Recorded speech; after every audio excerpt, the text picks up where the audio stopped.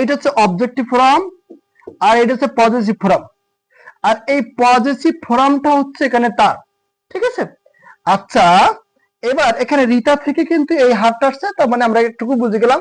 এবার দেখো প্রশ্ন না যে স্যার দুইটা জায়গায় হার, তাহলে এখানে হার এখানে হার, এটা অবজেক্টিভ এটা পজিটিভ, কিভাবে বুঝবো? প্রশ্ন কি আসে? হ্যাঁ অবশ্যই আসে স্যার, আমার মনের মধ্যে তো প্রশ্ন অলরেডি চলেই আসছে। তাহলে আমি একটু এখানে এক্সাম্পল দেওয়ার চেষ্টা করি। তো এটা মুছে ফেলি এক্সাম্পলটা এখানে লিখি।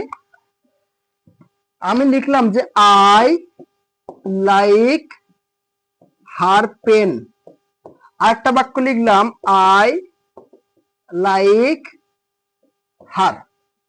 এখানে এই হার হচ্ছে পজিটিভ আর এই হারটা হচ্ছে অবজেক্টিভ, কারণ হারের পরে যদি নাউন থাকে তাহলে এটা পজিটিভ, আর হার যদি একা একা থাকে তখন সেটা অবজেক্টিভ। হারের পরে যদি নাউন থাকে তাহলে এই হারটা পজিটিভ, আর হার যদি একা একা থাকে তখন সেটা অবজেক্টিভ।